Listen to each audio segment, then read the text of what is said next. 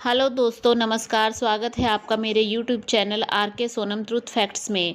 आज मैं आपको धनतेरस क्यों मनाते हैं इसके बारे में बताने जा रही हूं और इसके साथ ही धनतेरस की पवित्र और पौराणिक कथा सुनाने जा रही हूं। इसलिए मेरी वीडियो को स्किप किए बिना पूरा ज़रूर देखें और मेरे चैनल को सब्सक्राइब करें और वीडियो अच्छी लगे तो एक लाइक ज़रूर करें। आज कार्तिक कृष्ण त्रयोदशी तिथि शास्त्रों के अनुसार इस दिन भगवान धन्वंतरि का जन्म हुआ था, इसलिए इसे धनतेरस के त्योहार के रूप में मनाया जाता है। धन्वंतरि अमृत कलश लेकर प्रकट हुए थे, इसलिए इस दिन बर्तन खरीदने की परंपरा है। लेकिन धनतेरस से जुड़ी कई कथाएं हैं जिनसे पता चलता है कि दीपावली से पहले धनतेरस क्यों मनाया जाता है और धनतेरस का हमारे जीवन में क्या महत्व है।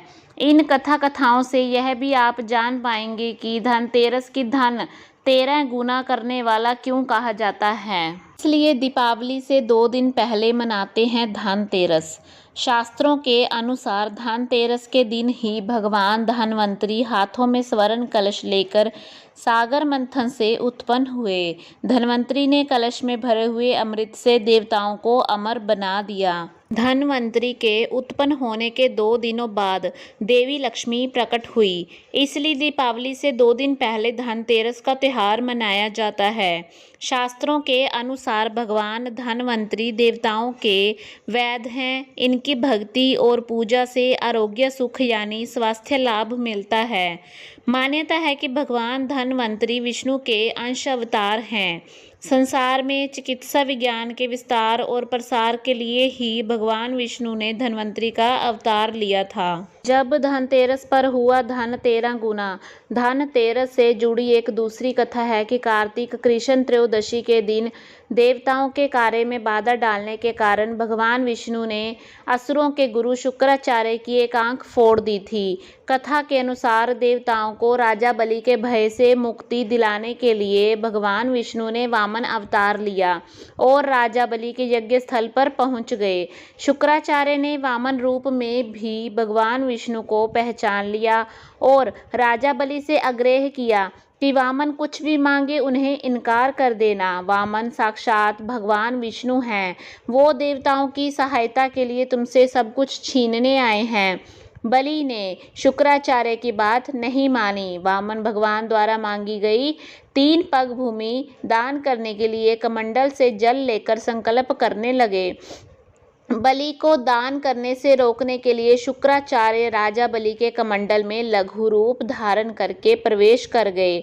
इससे कमंडल से जल निकलने का मार्ग बंद हो गया। वामन भगवान शुक्राचार्य की चाल को समझ गए।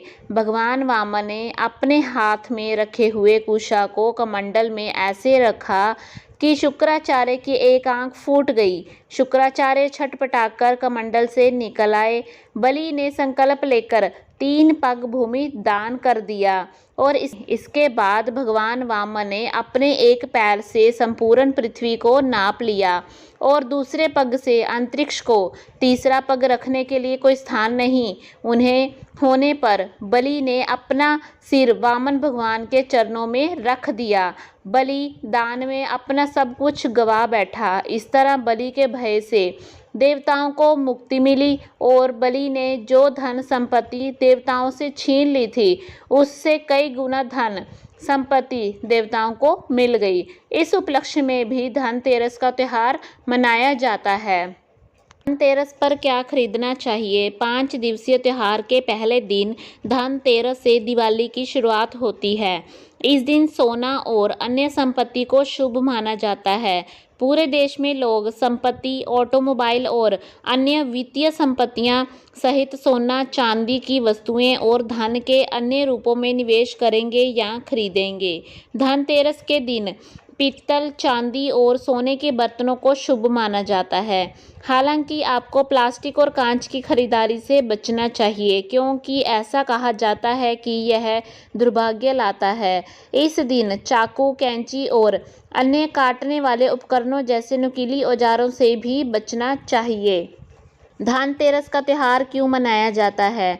हिंदू पौराणिक कथाओं के अनुसार धनतेरस को मनाने के पीछे कई सारे कारण और कहानियां हैं उनमें से कुछ कहानियाँ इस प्रकार हैं। सांप के रूप में यमराज की कहानी। एक बार किसी राजा के पुत्र की जन्म कुंडली देखी गई, जिसमें यह लिखा था कि उसके विवाह के पश्चात चौथे दिन ही सर्पदंश अर्थात सांप के काटने पर उसकी मृत्यु हो जाएगी।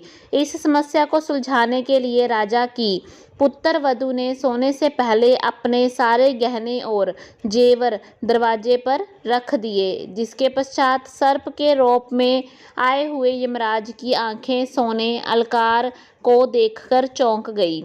केवल यही नहीं, सांप घर के अंदर प्रवेश ना कर सके, इसके लिए राजा की पुत्र वधू ने पूरी रात मधुर आवाज में गाने गाए, जिससे सांप का ध्यान भटक कर और वह काटना भूल जाए और वह फिर वापस चला जाए।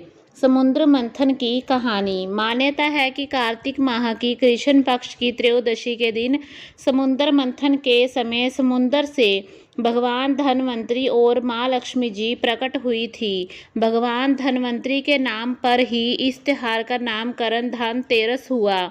जब भगवान धन्वंतरी प्रकट हुए थे तो वे कलश धारण किए हुए थे और उस पात्र में अमृत था।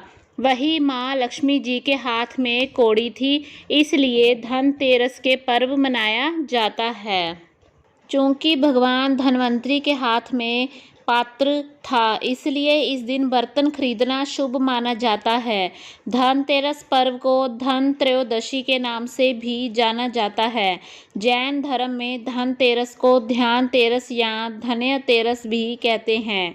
माना जाता है कि इस दिन जैन धर्म के भगवान महावीर तीसरे और चौथे ध्यान में जाने के लिए योग निरोध चले गए थे और ध्यान करते करते दीपावली के दिन योग करते हुए निर्वाण को प्राप्त हो गए थे।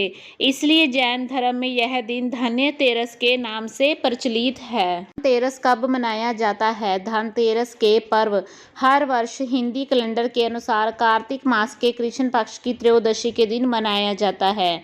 यह दिन दीपावली के 2 दिन पहले का दिन कहलाता है। कार्तिक मास के कृष्ण पक्ष की त्रयोदशी के दिन ही भगवान धन्वंतरी समुद्र मंथन के समय हाथ में कलश लेकर प्रकट हुए थे और माना जाता है इसी दिन माँ लक्ष्मी जी भी समुद्र से प्रकट हुई थी। वर्ष 2022 में धनतेरस का पर्व कब है?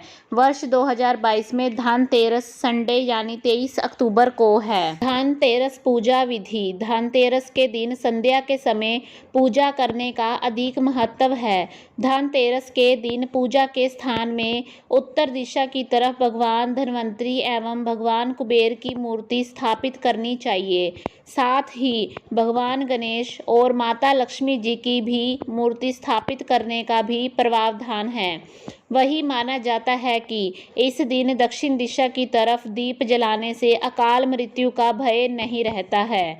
ऐसा माना जाता है भगवान धन्वंतरी को पीली वस्तु एवं कुबेर को सफ़ेद पसंद है, इसलिए भगवान धन्वंतरी को पीली मिठाई एवं भगवान कुबेर को सफ़ेद मिठाई का भोग लगाना चाहिए। कहते हैं कि पूजा में चावल, दाल, रोली, चंदन, धूप एवं फल फूल का उपयोग करना लाभदायक होता है।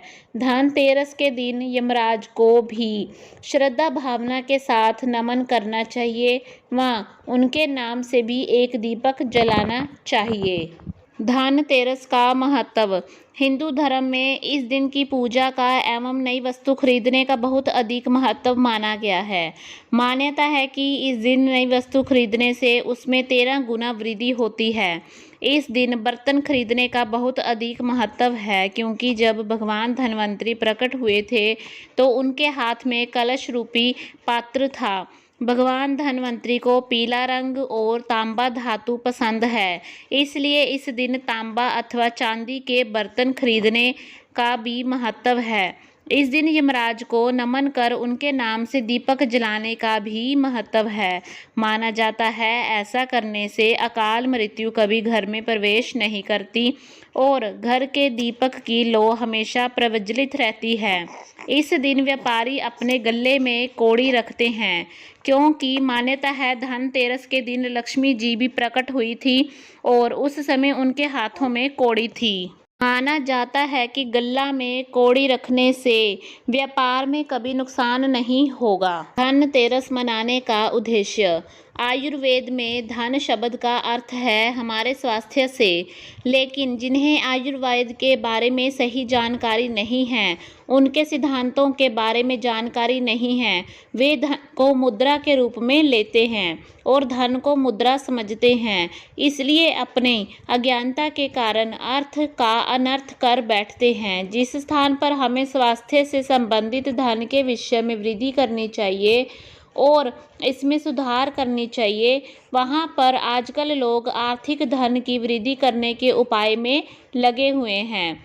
आयुर्वेद के अनुसार सोना चांदी से बने बर्तनों में भोजन करने से स्वास्थ्य धन की वृद्धि होती है, लेकिन आजकल के लोग इस बात को आर्थिक धन की वृद्धि होती है ऐसा समझ लेते हैं और ऐसा ही समझ के आजकल लोग सोने चांदी से बने गहनों और बर्तनों की खरीदारी करते हैं।